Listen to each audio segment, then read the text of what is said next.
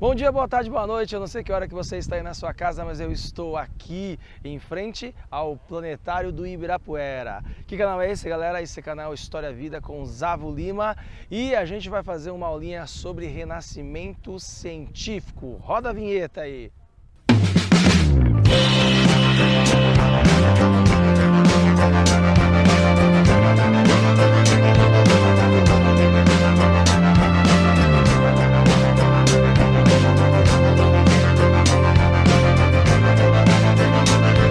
Bom, pessoal, estamos aqui em frente ao Planetário do Ibirapuera, né? Conhecido aqui como Planetário do Ibirapuera, mas o nome correto aí é o Planetário Aristóteles Orsini.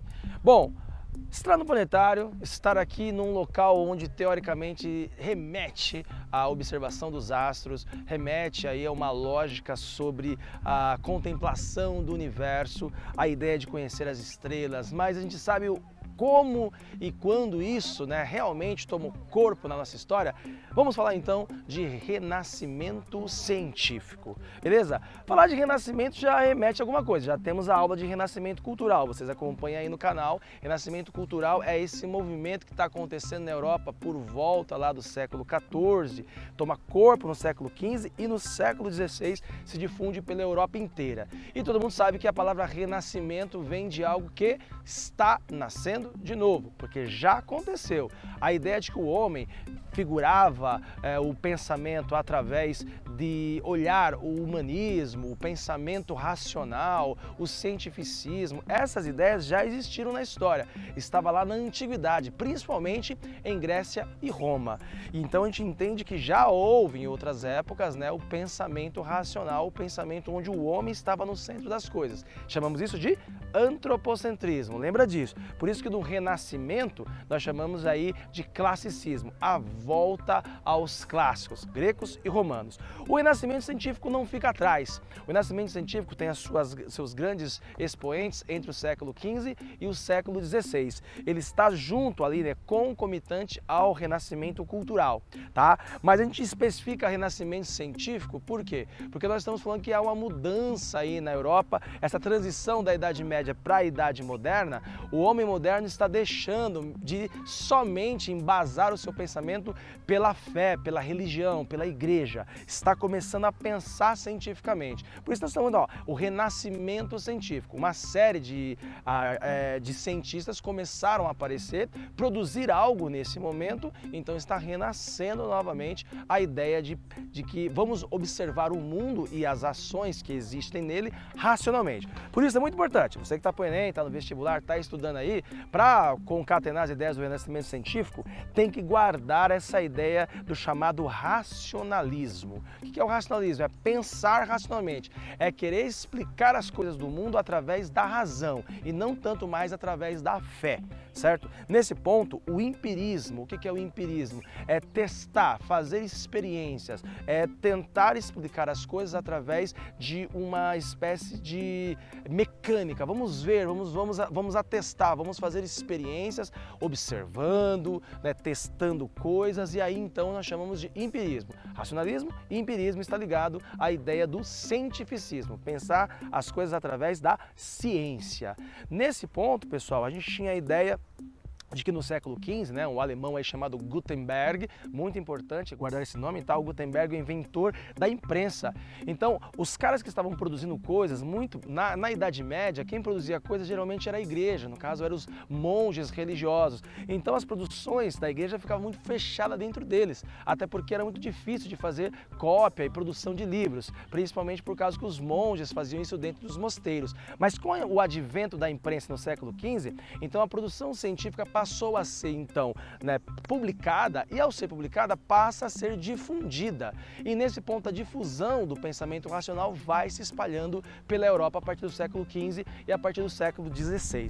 Tá? Então é muito importante ligar a questão da imprensa com o renascimento científico, porque os caras passam a produzir coisas. E aí outros cientistas passam a ler as coisas produzidas anteriormente a eles e passam então a ter a grande produção da ciência. E ciência é isso, tá, pessoal? Precisa então produzir, você precisa documentar. Só é ciência aquilo que é conseguido provar e ao mesmo tempo você consegue então demonstrar isso. Então tem que ter método. O método científico é muito importante, tudo bem? Bom, Estamos no século XV, estamos no século XVI, e aí então o planetário aqui do Ibirapuera é muito sintomático. Por quê? Porque nós estamos falando de um movimento muito conhecido, você tem que colocar aí nos seus estudos para o Enem, para o vestibular.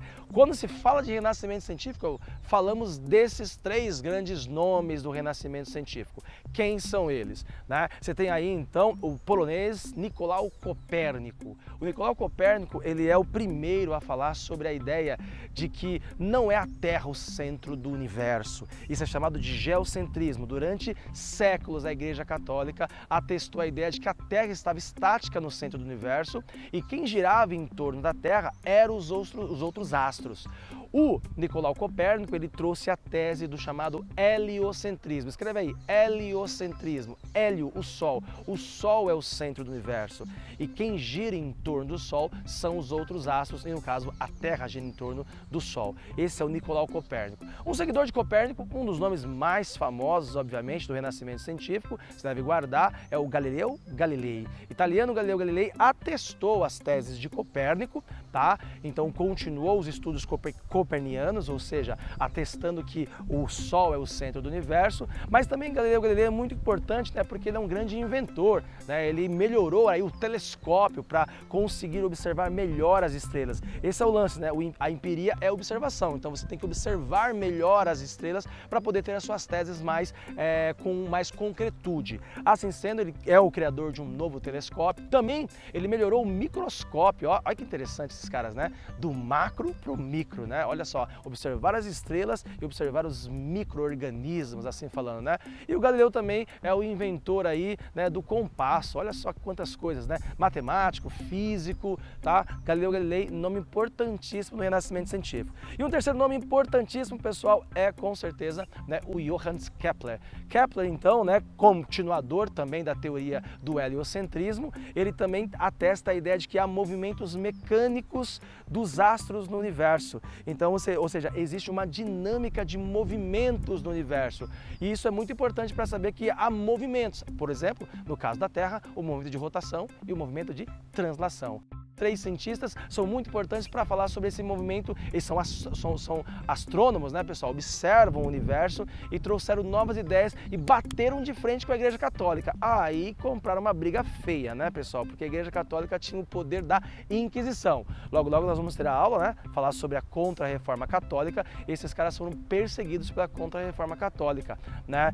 O Galileu Galilei chegou a ser chamado pela Inquisição e ele teve que mentir na Inquisição para não sofrer a pena capital, ser morto.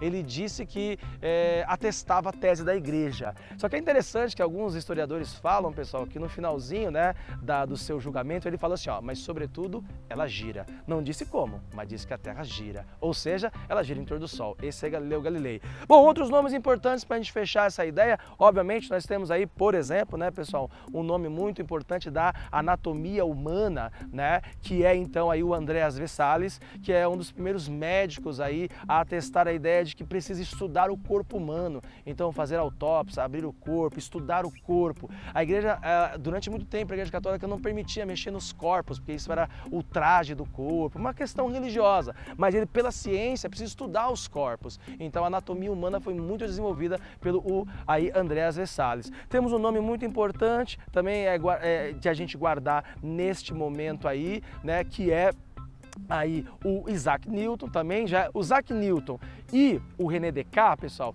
eles estão ali também no Renascimento, mas eles também já são caras que nós podemos chamar de pré-iluministas, tá? Guardem isso, os pré-iluministas, tá? O Isaac Newton também, seguidor aí de Copérnico, seguidor de Galileu Galilei, é o carinha da maçãzinha, lembra lá a maçã na cabeça dele? O Isaac Newton, a teoria da gravidade, exatamente, né? Ou seja, existem corpos aí, existem leis físicas que devem ser aí estudadas. Esse é o Newton. O René Descartes, conhecido como o pai do racionalismo. Todo mundo lembra dessa frase, né? Penso, logo existo. Ou seja, a racionalidade, a nossa existência sendo atestada pelo nosso racional. Matemático aí também, né? O René Descartes. E um nome importante, né? O Francis Bacon, que é aí conhecido como o pai, né, do método científico. Tudo que é ciência precisa ser escrita, precisa ser provada, tem que ter tese, tem que ser antitese, não é achismo, ciência não é achismo, ciência, tem que ter estudo. Esse aí é o Francis Bacon. E obviamente, né, pessoal, não podemos descartar, né, há uma relação muito forte entre o renascimento cultural e o renascimento científico. E vocês não podem deixar de lembrar do Leonardo da Vinci. Ele é o carinha lá da Mona Lisa, mas não só, pessoal. Esse cara, ele era conhecido como um dos caras que tinham a defesa do chamado pensamento universal, o universalismo no pensamento. Ou seja, ele é físico, ele é matemático, ele é anatomista, ele é escritor, ele é pintor, ele é tudo. Projetou até helicóptero na época dele. Leonardo da Vinci, por ser um grande inventor, tá, pessoal, ele também é visto como um pensador científico, não só um artista e um pintor. Beleza? Bom, estamos aqui então, né, História Vida, vocês sabem disso. Nosso canal trata com essa ideia da história no local, tá? Planetário do Ibirapuera, o primeiro planetário criado aqui no Brasil, aqui em São Paulo, em 1957, né? O Aristóteles Orsini, aí, professor da Universidade de São Paulo, um dos fundadores desse planetário, tá? As ideias de planetário sempre existiram, né? Em várias outras épocas já existiram planetários para fazer o quê? Observações do universo, né?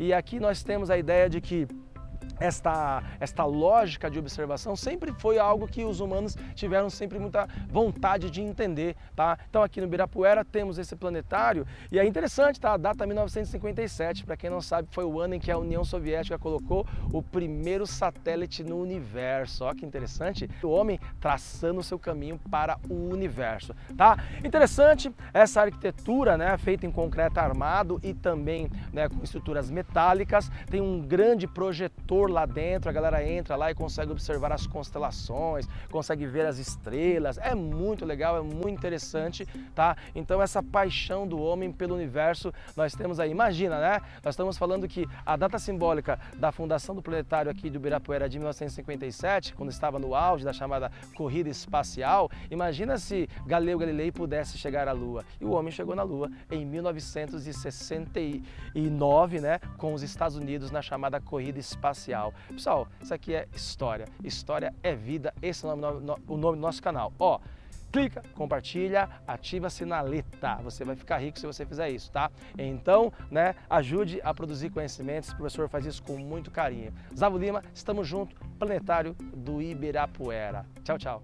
2, 1, 2, teste 1, 2, som. Teste 1, 2, som. Alô, câmbio. Alô, você. Versalhos. Andrés Versalhos. Andrés Versalhos. Vou limar.